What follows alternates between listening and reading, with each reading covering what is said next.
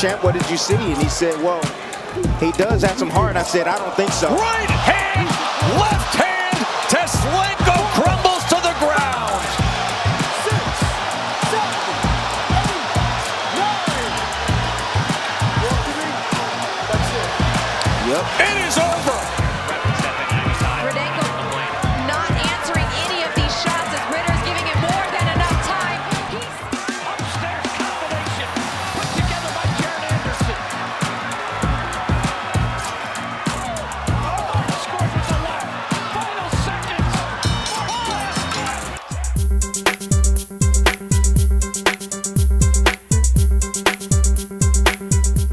Hello folks, welcome back to the channel.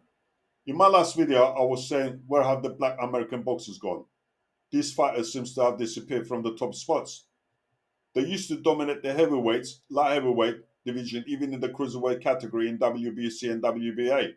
I'm not talking about lower weight divisions, only the heavyweight, light heavyweight and cruiserweight. I won't get into other organizations because frankly, they don't have the same credibility. WBC and WBA are like the real deal, while others are a bit like a watered-down milkshake. Now, there is a rising star among black American boxers, and his name is Jared Anderson, currently sitting at 6th place in WBC.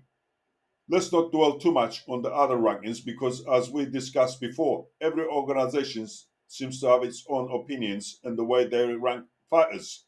That's why there's a lot of confusion who's the best fighter in the world. Another name to keep an eye on is Cassius Chaney, who might have a higher rank than Jared, but personally, I think Jared has the edge. And here is my prediction analysis for the future of Jared Anderson. If Jared Anderson remains patient, takes on a few more fights to build confidence, and hones his skills, he could be a top contender for the World Championship by the end of 2025.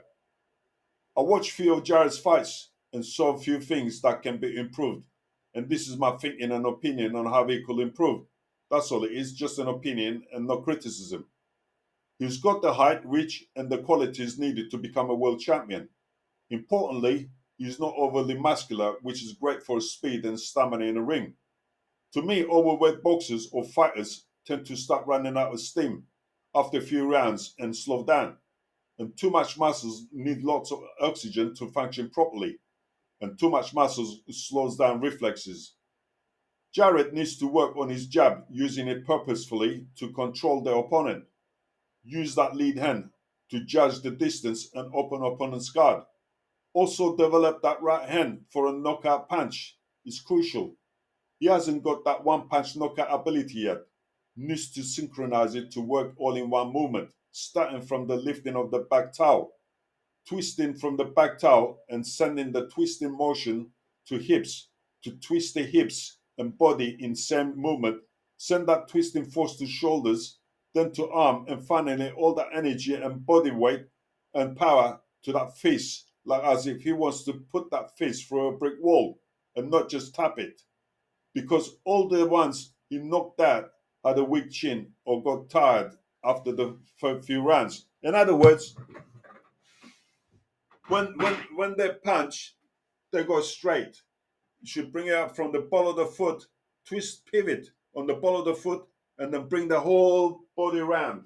Put the hips all in one motion. Come round. So, instead of doing that, just come round, all the way round.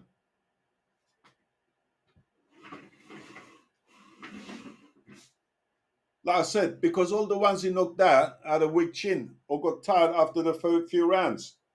But when he faces a better class opponents, they won't be that easy to knock out. In fact, he might get knocked out himself. It's about finding that right balance between power and agility.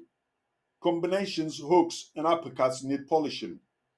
And occasionally the focus on body can be strategic, testing the opponent's weakness or opening up their guard. Because sometimes you can knock someone out by a body shot. Footwork, stance, balance, and gravity, these basics are vital for effective attacks and quick retreats. Got to learn to pace each round, not to get carried away and run out of gas. Winning fights in short distance or less rounds is a false confidence booster for future fights.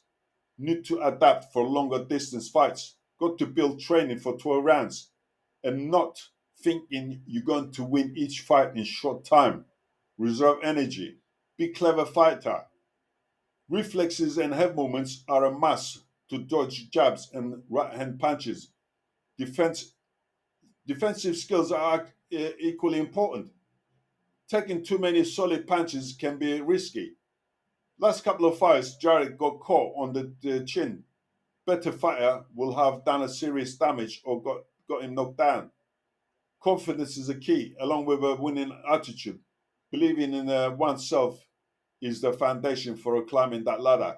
Now, Jarrett's journey is becoming a champion is in his hands. No trainer can make him a champion unless he genuinely desires it. Championships aren't handed out on a silver platter. Hard work is the key. Jarrett might not be there yet, but with a dedication, I believe he could be a top contender or even a champion by end of 2025. What do you think, folks? Will Jarrett Anderson become a world champion and bring black American boxers back to the top? Or could it be Cassius Chaney? Share your comments below. And if you enjoyed this video, give that like button a solid uppercut and make sure it comes from the hips.